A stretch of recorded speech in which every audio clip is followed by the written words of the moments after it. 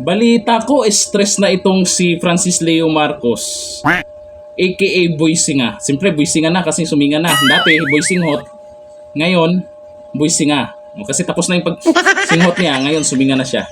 Nako, nag-alala lang po ako. Kasi ngayon po, na-stress na po siya dyan kay Diwata. Kasi patuloy pong sumisikat si Diwata. At patuloy po yung pamimigay ni Diwata ng pares. At itong si Boy Singa ay na-stress na siya kasi hindi niya kayang magtayo ng libreng parisan. Bakit po ako nag-alala? Ito po ang dahilan. Ito. Baka may magtatanong, anong kinalaman ng Sondrox? Tatanungin ko lang muna. Alam ko napapanood tayo ni Norman Mangusin, aka Francis Leo Marcos. Idol Boy Singa. Naalala mo ba to? Ito. Naalala mo ba to? Lalo na ngayon, stress ka. Diba, stress ka na ngayon. Paano tapatan si Diwata kaya medyo nanahimik ka na? Kasi tuwing live mo, sinisingil ka na ng mga supporters mo na saan na yung libreng parisan mo. Pero, ito, naalala mo ba? Ako sa mga nagtatanong, kung anong connection na ito na lang. Panoorin natin. Tumawag yung warden na emergency. Kailangan na mapuntahan si Kulaong dahil uminom nga ng Sonrox. Gusto na daw magpakapay. Ang ina mo, Kulaong, kita mo nga, uminom ka na ng Sonrox at lahat-lahat, hindi pa rin pumuti yung budhi mong hayop. Kawawa naman pala. Diba? Kawawa naman pala. Akalain mo Sondrox talaga ang trip mo? Boy Singa? Baka naman yan yung dahilan. Kaya medyo mukhang, hindi naman, baka luminis na dapat yung lamang loob niyan. Sana Sondrox ba naman yung trip niya? Nako, kaya nag-alala po ako ngayon kasi noon stress siya. Ngayon stress na rin. Ito yung trip niya. Ito yung nilaklak niya. Nako, kawawa. Kaya bantay-bantayan nyo yan sa mga nakadikit dyan at nang laging kasama ni Boy Singa. Bantay-bantayan nyo yan.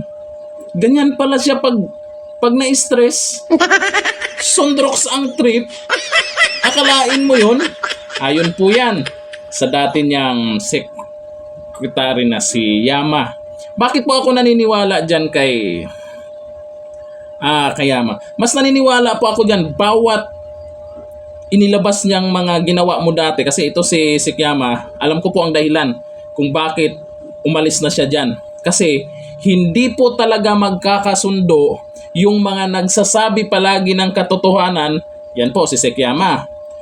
Kumpara sa professional liar. Sana Oo. Kaya yung mga naiwan dyan, professional liar din yan. Yung mga naiwan dyan kay Boy Singa. Kasi kung ano yung mga sinamahan mo, ganun ka rin.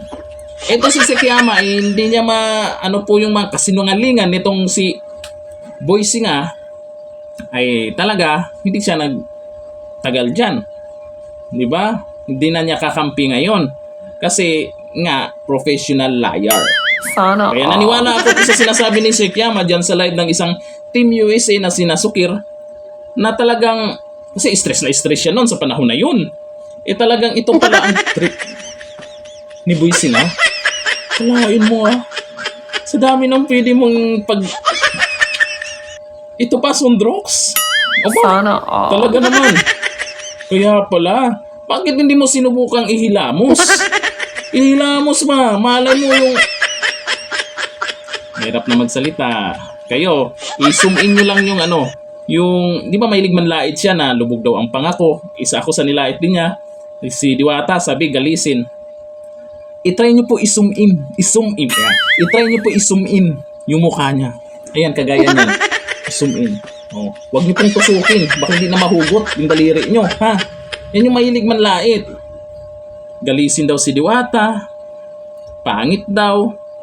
Bakit di mo sinubukang ihilamos to sa sarili mo? Bakit ano pang ginawa mo? Ininom mo pa? Dapat hinilamos mo na ito. O baka naliligo ka ba? O pwede mo ikaligo din to. Sondrox pala trip mo, ha? Now I know. Haha. Talaga naman. Ako, stress yan ngayon. Itabi nyo po yung yung mga kasama dyan. ni Boysi nga, pakitago po ng mga Sondrox nyo. Huwag nyo ililapit sa kanya. Huwag nyo ipakita sa kanya yung mga Sondrox nyo dyan sa inupahan nyo, ha? Nako, delikado.